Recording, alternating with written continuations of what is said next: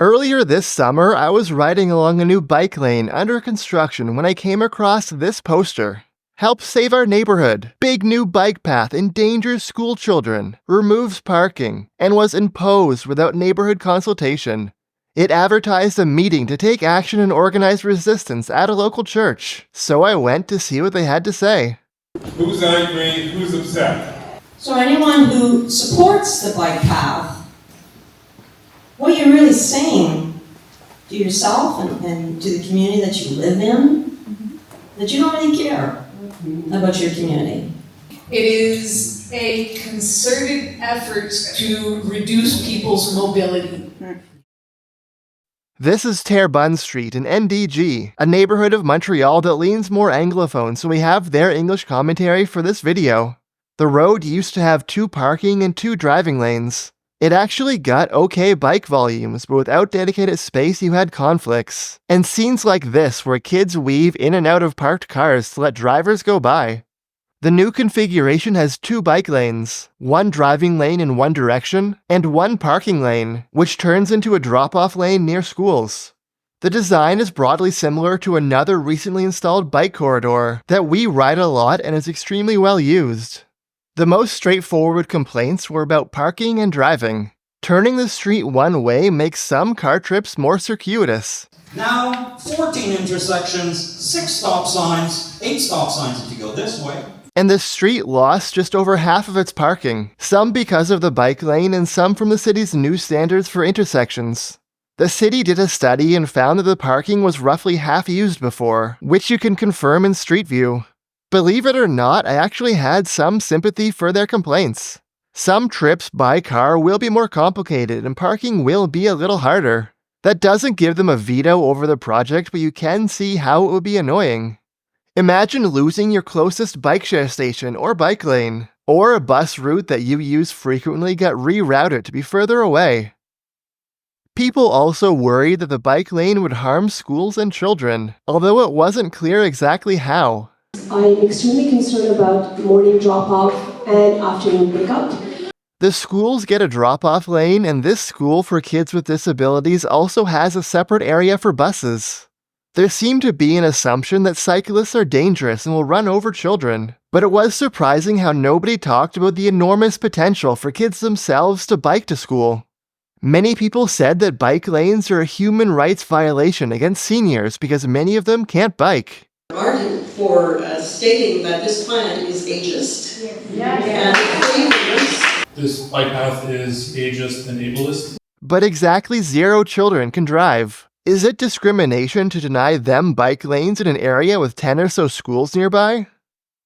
This group had a weird relationship with cyclists. Some went out of their way to identify as cyclists themselves.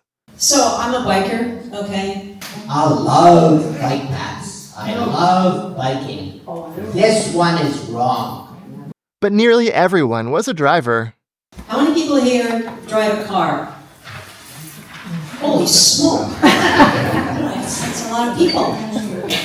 There was way too much applause for the guy literally trying to bring an injunction to stop all new bike paths. We are going to do whatever we can to stop all the bike paths on the island of Montreal. Thank you. A lot of people were frustrated by cyclists and their behavior. there were 3 bikers going by, and one of the ladies had a cell phone talking on her phone, and the other 2 went by and turned around and they gave me the finger. They saw a safety double standard.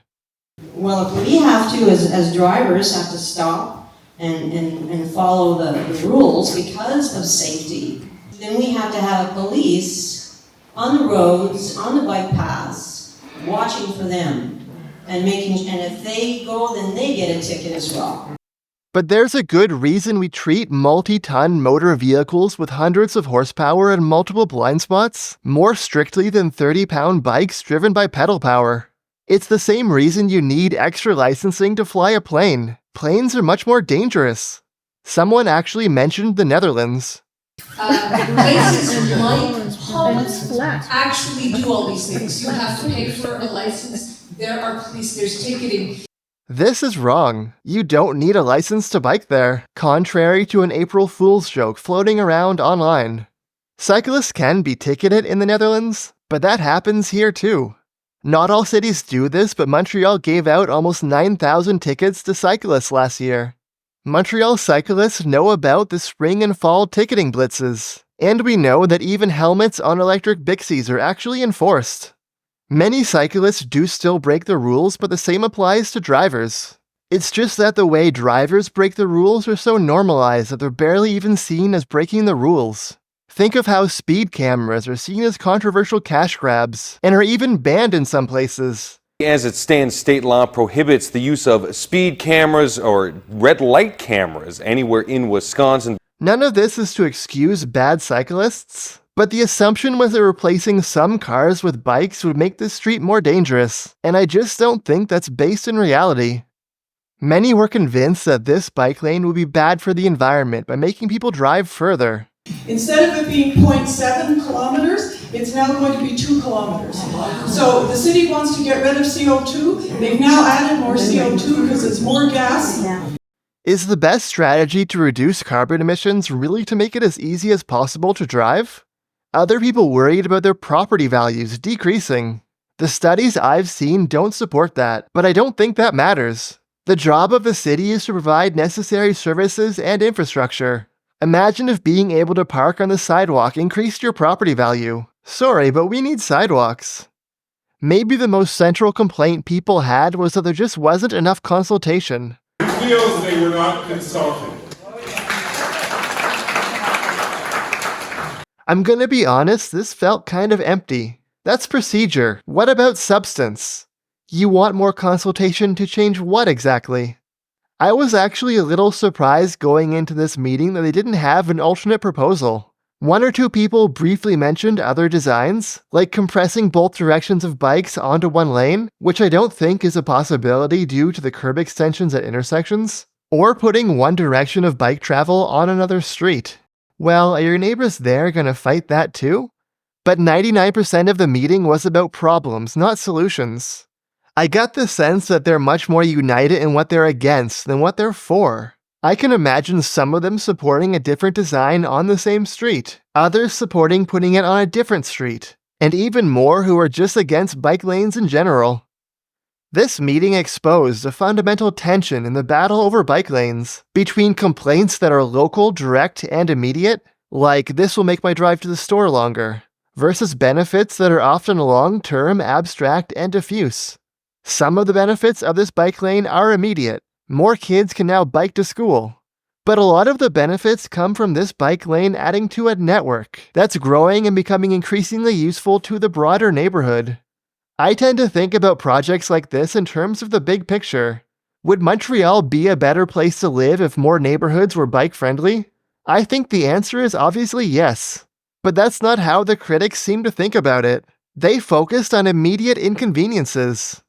Because when quality of life issues are ignored over ideological promises of safer streets. I disagree that safe streets are ideological, but he's right that safety is more abstract and long-term than, that's my parking spot. Cycling advocates should have some sympathy. Again, imagine your closest bike share station getting removed.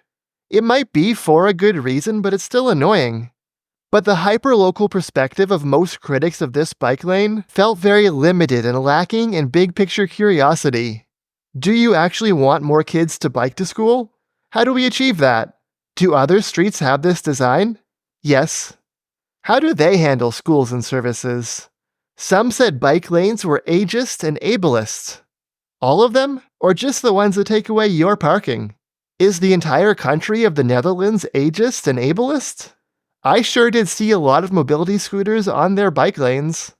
How can you say that bike lanes increase carbon emissions? That only makes sense when you're thinking solely of your grocery store trip being longer, not the big picture of a more bike-friendly city with more cycling and less driving overall. One reason they might find that difficult to imagine is that NDG has low rates of cycling for a dense central neighborhood, as you can see on the bike share usage map. Projects like this happen all the time in already bike-friendly neighborhoods without much controversy. because people see very easily how the new infrastructure is useful. But I feel for all of those families with young children, how are they supposed to transport their children? Not everyone can travel by bike. And why should we be made to feel that we should? You just don't ask this in a bike-friendly neighborhood because you already see half a dozen ways that kids get around by bike. And you also know that many families still own cars for when they're needed. Someone at the meeting said that NDG is more of a walking neighborhood than a biking one. Really? Is it in your DNA? Or is it just the fact that you have sidewalks everywhere but not a lot of quality bike infrastructure? On the bright side, many immediate inconveniences get better with time. Coming here, it was horrible driving. I didn't know where I was going. There wasn't a sign. I didn't know if I could go straight or what, but it was terrible. New one-way streets can be confusing, but you also learn to deal with them like all the other one-way streets in the neighborhood. On the more depressing side, the closest thing I saw to a big picture perspective was from the conspiracy-minded people. This is not just local, it's the entire island of Montreal. Yes. It's the entire province, it's the entire country. We're seeing the same things happening in Toronto, in Calgary, in Vancouver. This is the way it is going. It is a concerted effort to reduce people's mobility, which is a scary, scary thought. Yes. So it really needs to be fought against before it becomes just the new normal. Yeah. Actually, I think it's scary that you think bike lanes in a neighborhood with 10 or so schools nearby are an effort to reduce people's mobility. If there's one lesson I took away from this anti-bike lane revolt, it's that groups like this are united in what they're against, but not necessarily in the reasons why they're against it, and they're definitely not united in what they're for. If you feel you weren't consulted enough, give us a bike lane plan that would be suitable to your members that you would fight for. And maybe don't applaud the guy trying to stop all new bike lanes in the city. We could possibly launch the lawsuit for the whole island of Montreal with an injunction stopping every single bike path in its track today. Wow.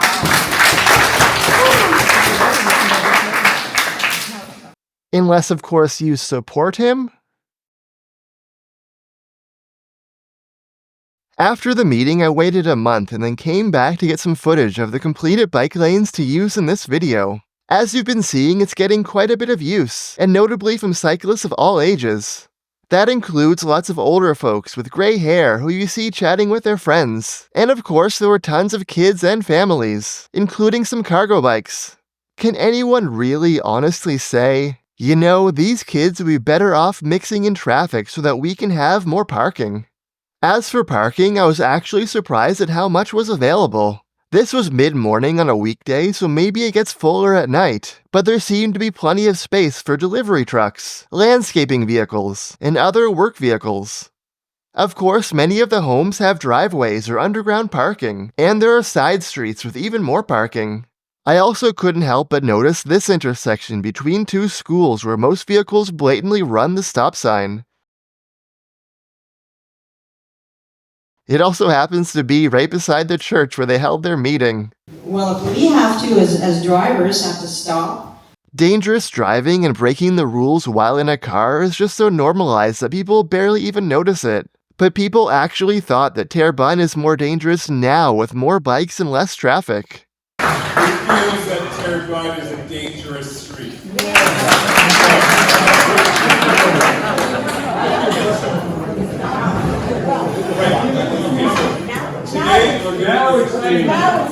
Today you're going to hear things about... I went into this meeting genuinely trying my best to be sympathetic and hear them out, and honestly it was difficult. I still think it's a normal human thing to be confused or even annoyed at change, like getting a one-way street near your home or losing some parking. But then hearing people insist that bike lanes are ageist and ableist, or that supporters of the bike path don't care about their community, or that bike paths are a grand conspiracy to take away people's mobility, it was frustrating. And the focus on procedure and perceived lack of consultation, without much substance in what they would change or propose instead, made the meeting feel much more obstructive than productive. But I would still recommend pro-cycling people to go to these meetings around their city, whether to speak and provide an alternate perspective or just to listen to what they have to say. They might have good points that you hadn't considered before that you need to deal with, or you might realize that they really don't have a lot of good arguments. Either way, it'll be informative and interesting. Thanks for watching through to the end of the video. Don't forget to like and subscribe, and a special thanks to our supporters on Patreon.